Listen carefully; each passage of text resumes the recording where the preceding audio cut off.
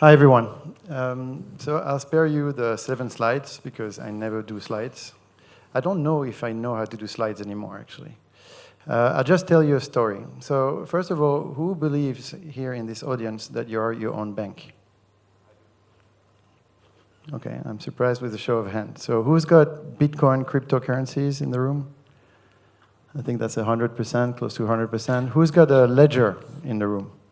Multiples. Okay, so a lot of people. So, Get you to just sorry, here in the join center. me in Yes, the light. wonderful. Yes, Thank of you. course. So, to me, that show of hand, that last one on, almost everybody's got a ledger, was a little puzzling because I thought, okay, so the numbers that you see in the press or different studies, it's 500 million crypto users. And then I go in a room like this, and I feel that the job is done because most people raise their hand when they ask the question, do you have a ledger? So I couldn't really reconcile the fact that we sold only 6.5 million units of our device and the 500 million people when everybody raised their hand in the room.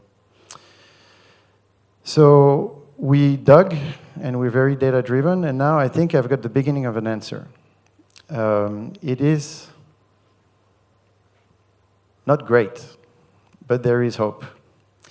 So there are 106 or 7 million Ethereum addresses. The Ethereum network is the most active on Ledger because people do a lot of stuff on Ethereum, probably less on Bitcoin. We secure 20% of all cryptos, 35% of all NFTs, so we have a good visibility on sort of what's going on in the network and who does what where. We all do this in a purely anonymous manner. It's just like buckets of data, so we try to understand how the market is moving.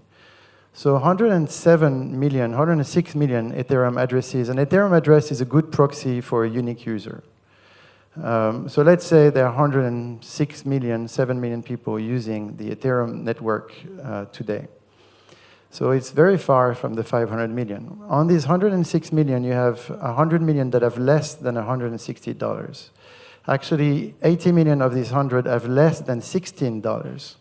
So the first 100 million addresses is really, there's really no money. I mean, under $160 is a very small wallet.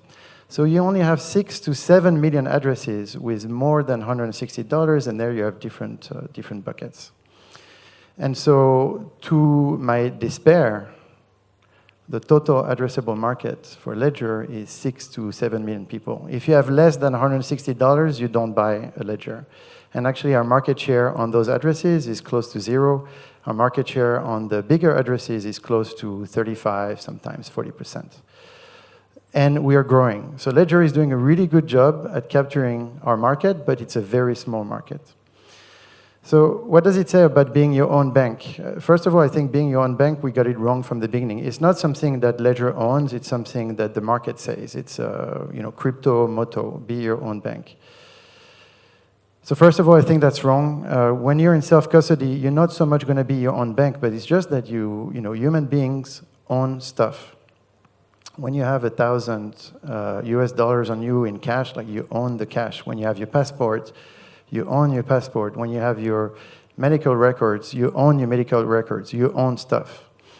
And so in the future, we will have, all of us, and it's an easy prediction, more digital assets that we own.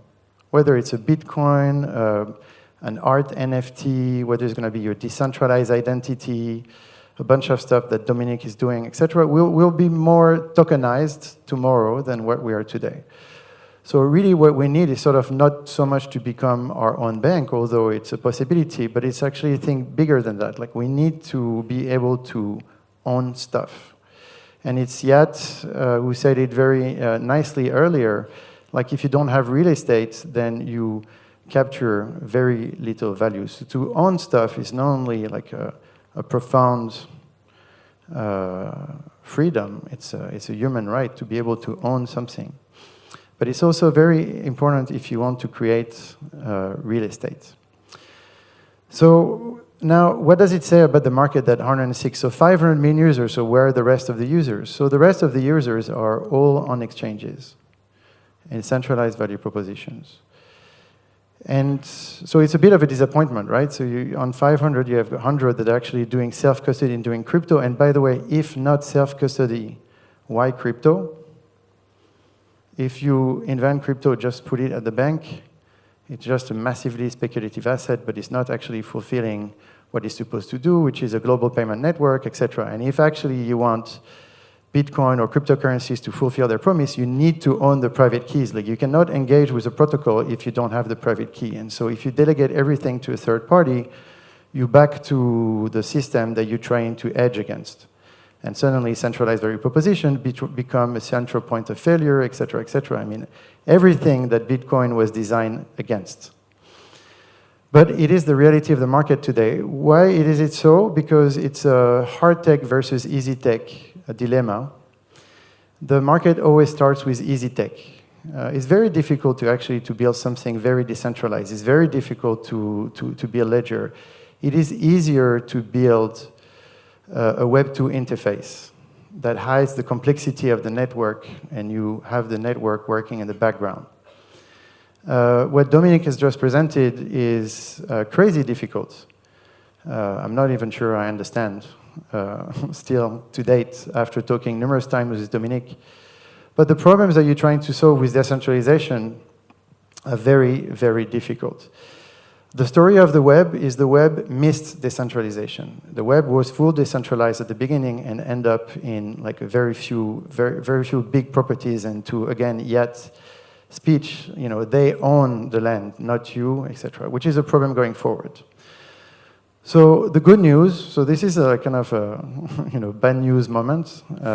Decentralization is not working. Self-custody is actually very small compared to custody.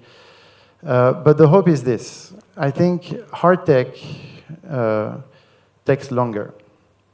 And if you think about every decentralized value proposition right now, whether it's Ledger or another one, we have a severe UX, UI problem to solve, and we have a severe platform and infrastructure problem to solve.